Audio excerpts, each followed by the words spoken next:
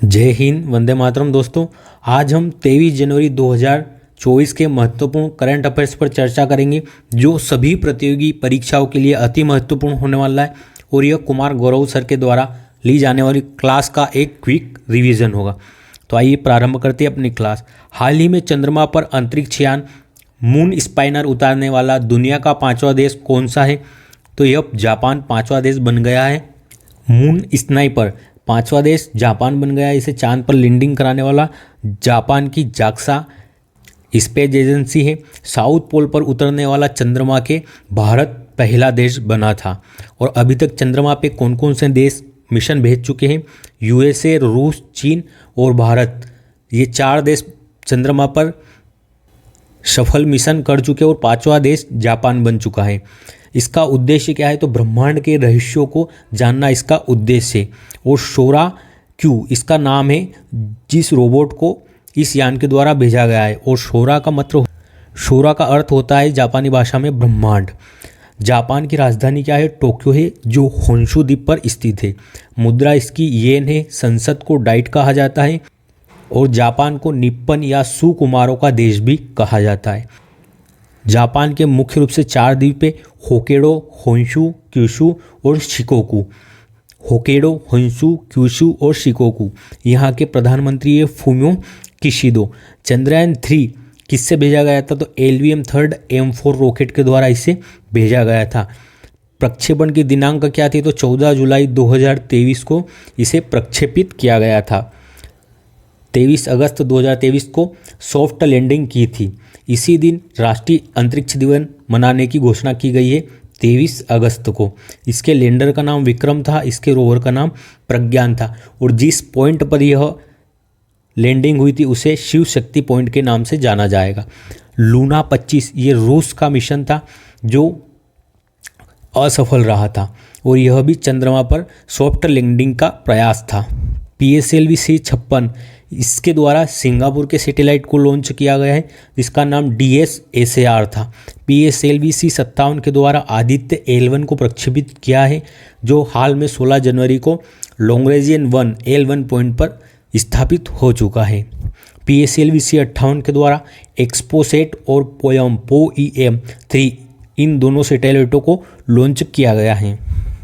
Mars orbit अर्थात हम मंगलयान की बात करेंगे तो इसे PSLV C25 के द्वारा भेजा गया था। चंद्रयान फर्स्ट को PSLV C11 के द्वारा भेजा गया था। और चंद्रयान सेकंड को GSLV Mark 3 के द्वारा भेजा गया था। भारतीय अंतरिक्ष विज्ञान के जनक किसे कहा जाता है? तो ये विक्रम साराभाई को कहा जाता है। किसे? विक्रम साराभाई को क्या कहा जाता है? भारतीय अंतरिक्ष विज्ञान का जनक। परमाणु विज्ञान का जनक किसे कहा जाता है? तो इस होमी जहांगीर भाभा। किसे? होमी जहांगीर बाबा को परमाणु विज्ञान का जनक कहा जाता है भारत में। भारत में सुपर कंप्यूटर के जनक कौन है? P विजय भटकर भारत में परमाणु विज्ञान के जनक है। मिसाइल वुमेन ऑफ इंडिया किसे कहा जाता है? Missile women of India Tessy Thomas को कहा जाता है। किसे कहा जाता है? टेसी थॉमस को। मिसाइल मैन ऑफ इंडिया किसे कहा जाता है? तो APJ अब्दुल कलाम को कहा जाता है missile man of India. IGMDP programme किसने चलाया था? तो ये IGMDP प्रोग्राम के तहत 5 मिसाइलों का निर्माण किया था और इसके अध्यक्ष APJ अब्दुल कलाम थे। और ये 1983 में चलाया गया था। कौन कौन सी मिसाइलों का निर्माण हुआ इसमें? तो पृथ्वी, अग्नि, त्रिशूल, नाग और आकाश। इन 5 मिसाइलों का निर्माण किस प्रोग्राम के तहत हुआ था? IGMDP प्रोग्राम के तहत। अगला प्रश्न है, फोर्स की रिपोर्ट के अनुसार स्वर्ण भंडार के मामले में भारत का कौन सा स्थान है? तो भारत का 9वां स्थान है स्वर्ण भंडार के मामले में। पहले स्थान पर USA है, दूसरे स्थान पर जर्मनी और तीसरे स्थान पर इटली है भंडारण में। और भारत का कौन सा? 9वां स्थान है। अगर हम कुछ सूचकांक और उनमें भारत की रैंक को देखते हैं, वैश्विक जलवायु परिवर्तन सूचकांक में भारत का 7वां स्थान है। ग्लोबल फायर पावर इंडेक्स में भारत का 4था स्थान है। ग्लोबल जेंडर गैप इंडेक्स में भारत का 127वां स्थान है। ग्लोबल हंगर इंडेक्स में भारत का 111वां स्थान है। हेनले पासपोर्ट इंडेक्स में भारत का 80वां स्थान है। वर्ल्ड प्रेस फ्रीडम इंडेक्स में भारत का 61वां स्थान है। क्रिप्टो एडॉप्शन अर्थात क्रिप्टो को अपनाने में भारत टॉप है, मतलब पहला स्थान है। पैरा एशियन गेम्स जो होंगजो चीन में हुए थे उसमें भारत का 5वां स्थान था पैरा एशियन गेम्स में, और एशियन गेम्स जो थे उनमें भारत का 4था स्थान था।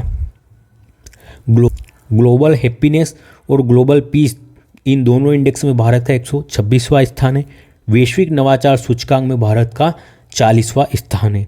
आरबीआई की न्यूनतम आरक्षित प्रणाली, ये एक आरबीआई की प्रणाली है और ये 1956 में प्रारंभ हुई थी। न्यूनतम आरक्षित प्रणाली में ऐसा प्रावधान है कि आरबीआई के पास अपना जो कोष है उसमें 200 करोड़ की राशि से कभी भी कम नहीं होनी चाहिए, और ये जो 200 करोड़ की राशि है ये किस रूप में उपलब्ध होगी इसकी भी व्याख्या की गई है। 115 करोड़ गोल्ड, इसकी इतना गोल्ड होना आवश्यक है आरबीआई के पास कि जिसकी कीमत 115 करोड़ हो, हमेशा आरबीआई के पास मौजूद रहना चाहिए, और 85 करोड़ की विदेशी मुद्रा भंडार के रूप में होनी चाहिए, अर्थात इससे कम आरबीआई के पास कभी भी रिजर्व कैश नहीं होना चाहिए। कैश में क्या रखेगी, 115 करोड़ का गोल्ड रखेगी और 85 करोड़ की विदेशी मुद्रा रखेगी। यूएसए की संसद को क्या कहा जाता है, तो कांग्रेस कहा जाता है इसे। वहाँ पे निम्न सदन को प्रतिनिधि सभा और जो उच्च सदन होता है उसे सीनेट कहा जाता है, और वहाँ पे 50 राज्य है और प्रत्येक राज्य में 2 सीटें हैं, अर्थात वहाँ पे जो सीनेट है उसमें कितने 100 सदस्य चुनकर आते हैं। यहाँ के स्पीकर कौन है, तो यहाँ के माइक जॉनसन इसके स्पीकर है। कनाडा एवं यूएसए के मध्य 49 डिग्री अक्षांश रेखा सीमा बनाती है, और यह विश्व की सबसे लंबी शांत सीमा रेखा है, अर्थात यहाँ पे सबसे ज़्यादा शांति रहती है, दोनों देश के मध्य विवाद की स्थिति नहीं होती है। यूएसए एवं मेक्सिको के मध्य रियो ग्रांडे नदी सीमा रेखा बनाती है। ओलंपिक खेलों का आयोजन 2020 में कहाँ, टोक्यो जापान में हुआ है, जिसमें भारत का स्थान कौन सा, 48वां भारत का स्थान था। भारत ने 1 गोल्ड 2 सिल्वर और 4 ब्रॉन्ज मेडल जीते थे। 2024 पेरिस फ्रांस में इस ओलंपिक खेलों का आयोजन होगा। 2028 लॉस एंजिल्स में होंगे और इसमें क्रिकेट को शामिल किया जाएगा। जो 2028 के गेम लॉस एंजिल्स यूएसए में होने वाले हैं, इसमें क्रिकेट को शामिल किया गया है। अगला प्रश्न है हमारा, हाल ही में WHO ने मलेरिया मुक्त प्रमाण प्राप्त करने वाला तीसरा अफ्रीकी देश कौन सा बना है, तो यह कार्बो वर्डो देश तीसरा अफ्रीकी देश बना है।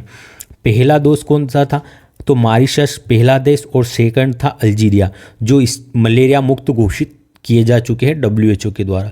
WHO की स्थापना 7 अप्रैल 1948 को हुई थी, और 7 अप्रैल को ही हम विश्व स्वास्थ्य दिवस भी मनाते।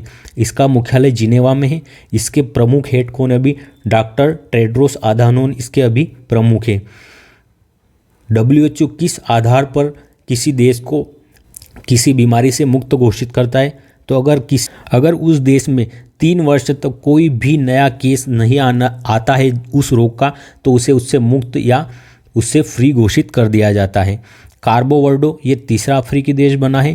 पहला देश मॉरिशस था अफ्रीका का, और दूसरा देश अल्जीरिया था। हम देख लेते हैं इनकी लोकेशन। आप यहाँ देखेंगे मॉरिशस, और इसकी राजधानी है पोर्ट लुइस। अफ्रीका महाद्वीप के पूर्व में अगर आप देखेंगे तो आपको यहाँ पे मॉरिशस देश दिखेगा। अल्जीरिया आपको यहाँ पे देश देखने को मिलेगा अफ्रीका महाद्वीप के उत्तर में, और ये अफ्रीका महाद्वीप का सबसे बड़ा देश है क्षेत्रफल के आधार पर। इसकी राजधानी है अल्जीयर्स। और कार्बो वर्डो आपको यहाँ पे देखने को मिलेगा अटलांटिक महासागर में। ठीक है।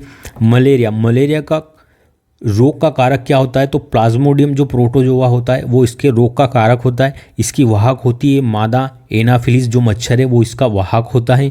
इसकी दवा कुनेन की है जो सिनकोना वृक्ष से प्राप्त होती है। और विश्व का मलेरिया का पहला टीका कौन है, मास्कवरी से। और इसकी खोज किसने की थी, प्लाज्मोडियम की अर्थात मलेरिया की, तो इसकी रोनाल्ड रास जी द्वारा इसकी खोज की गई थी।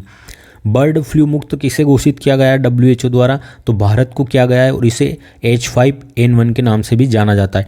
ट्रेकोमा आँख को प्रभावित करने वाली बीमारी है, और ट्रेकोमा फ्री भी हाल ही में इराक को घोषित किया गया है। रूबेला फ्री तिमोर लिस्ते को घोषित किया गया है। और स्वाइन फ्लू को क्या कहते हैं, H1N1 भी कहा जाता है स्वाइन फ्लू को। आरबी का कब्रिस्तान किसे कहा जाता है, प्लीहा, या इसे तिल्ली भी कहा जाता है। इसे RBC का कब्रिस्तान कहा जाता है। रेड ब्लड सेल, रक्त का pH मान कितना होता है, तो 7.4 रक्त का pH मान होता है। pH मान की खोज किसके द्वारा की गई थी, तो सोरेनसन नामक वैज्ञानिक के द्वारा पीएच मान की खोज की गई थी, जिसमें कितने अंक 1 से लगाकर 14 तक अंकित होते हैं। रक्त क्या है? एक तरल संयोजी ऊतक है जो शरीर में परिवहन का कार्य करता है। रक्त का थक्का जमाने के लिए विटामिन के आवश्यक होता है और प्लेटलेट्स भी रक्त का थक्का जमाने में सहायक होती है। विटामिन ई की कमी से कौन सा रोग हो जाता है? तो बांझपन का रोग होता है विटामिन ई के कारण। विटामिन सी के कमी से स्कर्वी रोग होता है, जिसमें मसड़ों में सूजन, खून आना। और एस्कॉर्बिक अम्ल किन में पाया जाता है? तो जो खट्टे फल होते हैं उनमें एस्कॉर्बिक अम्ल पाया जाता है। विटामिन बी और सी ये दोनों पानी में घुलनशील है। विटामिन बी और सी भैंस गई पानी में घुलनशील कौन कौन से? बी और सी। विटामिन ए, डी, ई और के ये विटामिन वसा या लिपिड में घुलनशील है। विटामिन डी की कमी से रिकेट्स रोग होता है। पोलियो की दवा की खोज किसके द्वारा की गई थी? तो साल्क के द्वारा पोलियो की दवा की खोज की गई थी। और भारत को 2014 में WHO पोलियो मुक्त घोषित कर चुका है। और भारत का 2030 तक मलेरिया मुक्त घोषित होने का लक्ष्य है। और 2025 तक भारत का टीबी मुक्त होने का लक्ष्य है। 2023 का मेडिसिन का पुरस्कार किसे मिला है? तो कैटलीन कोरी को, जो हंगरी की है, और विसमेन, इन दोनों को 2023 का नोबेल पुरस्कार मिला है। कितने क्षेत्र में दिया जाता है नोबेल पुरस्कार? तो अभी वर्तमान में 6 क्षेत्रों में दिया जाता है नोबेल पुरस्कार। किस डेट को दिया जाता है? तो 10 दिसंबर को दिया जाता है। ठीक है। शांति का नोबेल पुरस्कार कहाँ दिया जाता है? तो यो ओस्लो में दिया जाता है, जो नॉर्वे की राजधानी है। ठीक है। आगे हम अगला प्रश्न देखते हैं। फोर्ब्स के अनुसार दुनिया की सबसे मजबूत करेंसी कौन सी है? तो दुनिया की सबसे मजबूत करेंसी कुवैती दिनार। फोर्ब्स के द्वारा कुवैती दिनार दुनिया की सबसे मजबूत करेंसी है। और इसका कारण क्या है? कि ये तेल उत्पादक राष्ट्र है और ये क्या करते? एक्सपोर्ट बहुत अधिक करते तेलों का, और जिसके कारण इनके पास जो तेलों के निर्यात से करेंसी प्राप्त होती है उसका भुगतान उनकी मुद्रा में करना होता है, इसलिए उनकी दिनार सबसे महंगी है। एक दिनार की कीमत 270 रुपये प्रति है। एक दिनार की कीमत कितनी है? 270 रुपये। सेकंड मुद्रा है बहरीनी दिनार और थर्ड है ओमानी रियाल मुद्रा है थर्ड स्थान पर। यूक्रेन की मुद्रा क्या है? तो रेबनिया यूक्रेन की मुद्रा है। रूस की मुद्रा रूबल है। स्वीडन की मुद्रा क्रोना है। दक्षिण अफ्रीका की मुद्रा रैंड है। मलेशिया की मुद्रा रिंगिट है। बांग्लादेश की टका है। चीन की मुद्रा युवान या रेमन भी है और यहाँ पे मंडारिन भाषा बोली जाती है। वियतनाम की मुद्रा डोंग है। दक्षिण कोरिया की मुद्रा वान है। मेक्सिको की मुद्रा पेसो है। यूएई की मुद्रा दिरहम है। तुर्की की मुद्रा लीरा है। आगे हम अगला प्रश्न देखते हैं। हाल ही में लॉन्च इंडियन इम्यूनोलॉजिकल्स की देश की पहली वैक्सीन होविश्योर का संबंध किससे है? तो इसका संबंध है हेपेटाइटिस ए से। हेपेटाइटिस क्या होता है?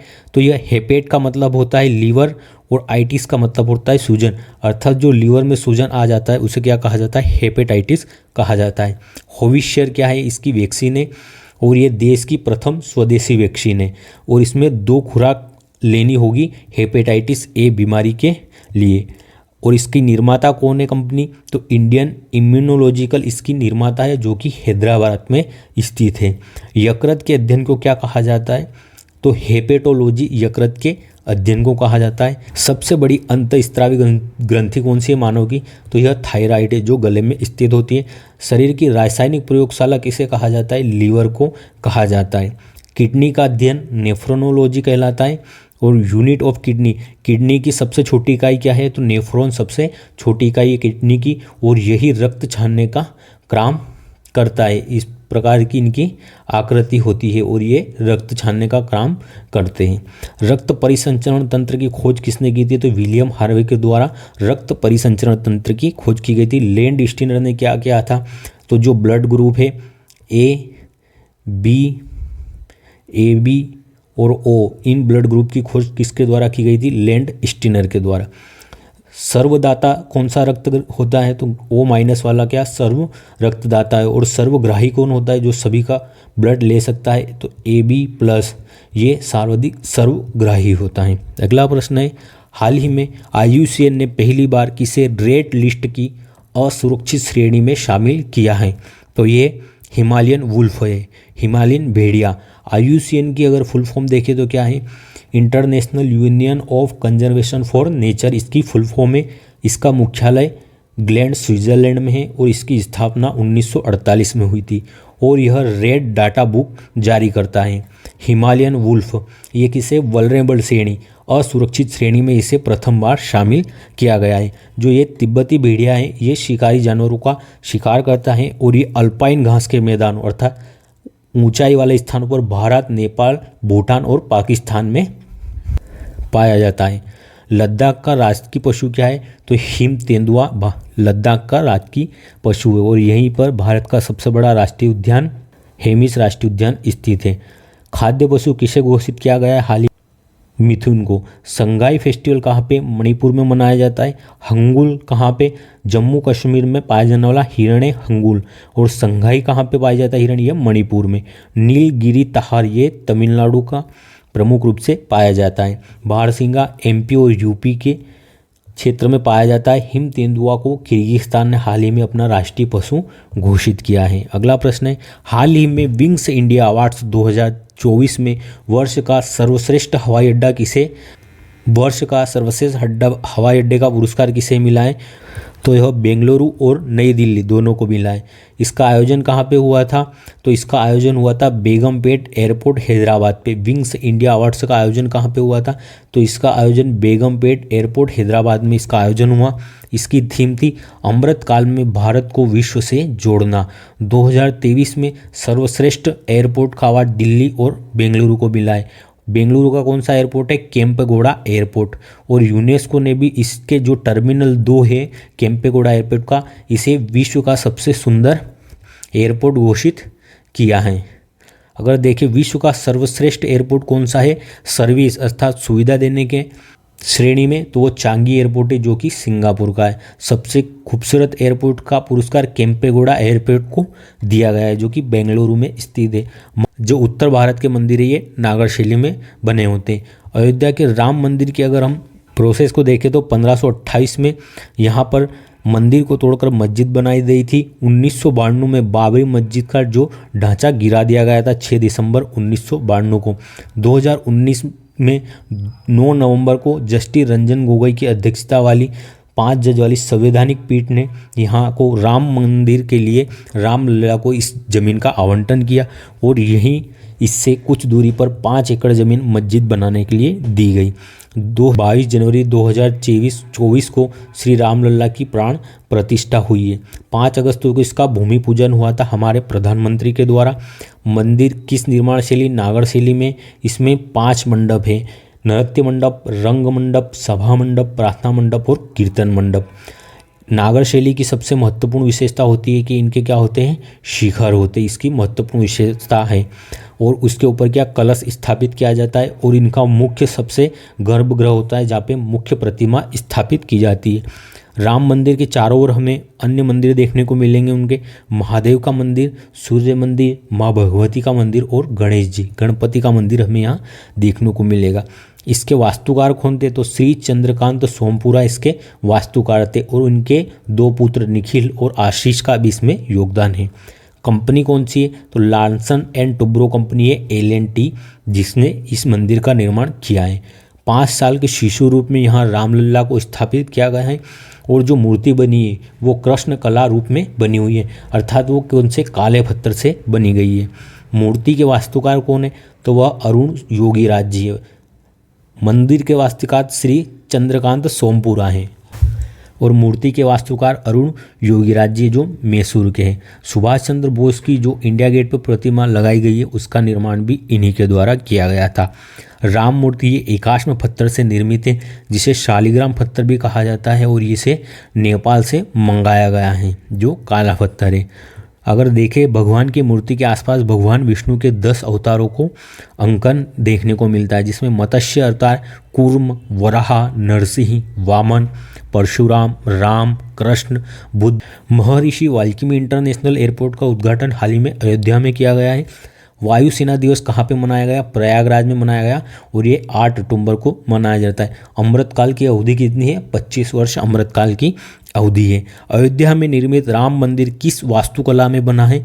तो यह नागर शैली में बना है जो और कलगी अवतार का अंकन है।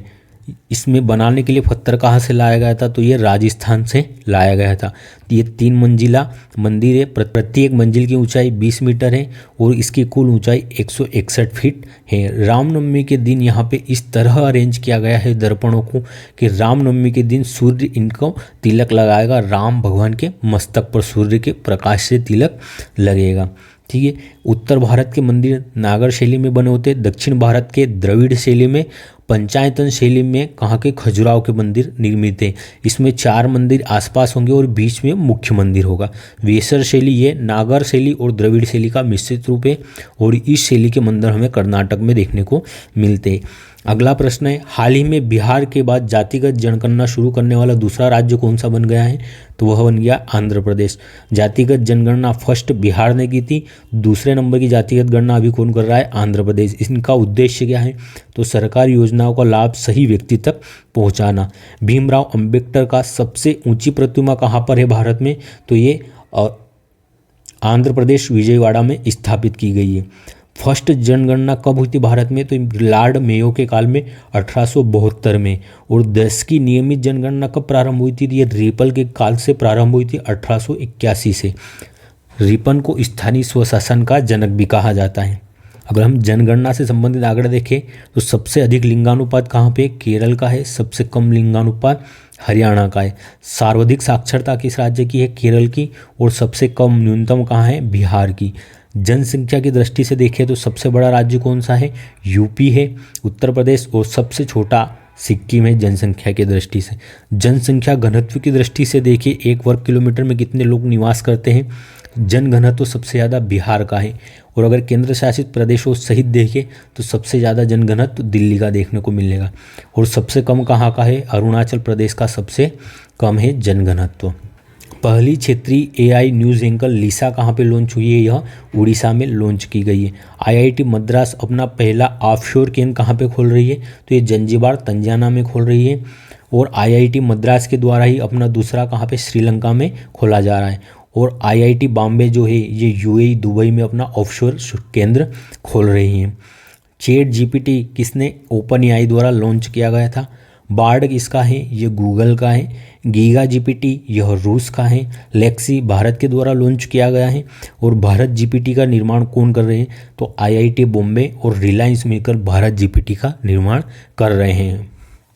अगला प्रश्न है, हाल ही में 9वां पक्के हार्नबिल महोत्सव कहाँ पे मनाया गया, पक्के पागा हार्नबिल महोत्सव। तो 9वां पक्के पागा हार्नबिल उत्सव अरुणाचल प्रदेश में मनाया गया है। हार्नबिल पक्षी के संरक्षण से संबंधित यह उत्सव होता है और 2019 में अरुणाचल प्रदेश द्वारा इसे राज्य उत्सव घोषित किया गया है। अगर हम देखें त्रिपुरा, मणिपुर और मेघालय, इनकी स्थापना कब हुई, 21 जनवरी 1972 को ये राज्य बने। कोक बरोक भाषा कहाँ की है, तो ये त्रिपुरा की मूल भाषा है। और कोक बरोक त्यौहार का आयोजन भी 19 जनवरी को त्रिपुरा में होता है। ममानी फूड फेस्टिवल कहाँ पे मनाया जाता है, जम्मू कश्मीर में। मोलिंग और नामदफा नेशनल पार्क कहाँ पे, अरुणाचल प्रदेश में। बोमडिला, दीफू और यांगयाप दर्रा हमें अरुणाचल प्रदेश में मिलते। खारची पूजा, केर पूजा और गरीवा पूजा ये त्रिपुरा में आयोजित होती है। प्रथम Sinthan snow festival, tulip festival, Herath festival, Kanchot festival, Kheer Bhawani का मेला, ये सब कहाँ पे आयोजित होते हैं, जम्मू कश्मीर में। नोवाक जोकोविच को रिकॉर्ड 8वीं बार वर्ष 2023 का बाल्कन एथलीट नामित किया गया है, 8वीं बार। और पिछले साल इन्होंने 3 ग्रैंड स्लैम जीते थे। मात्र इनके द्वारा विंबलडन का ग्रैंड स्लैम नहीं जीता गया था, जिसे कार्लोस अल्कराज ने जीता था।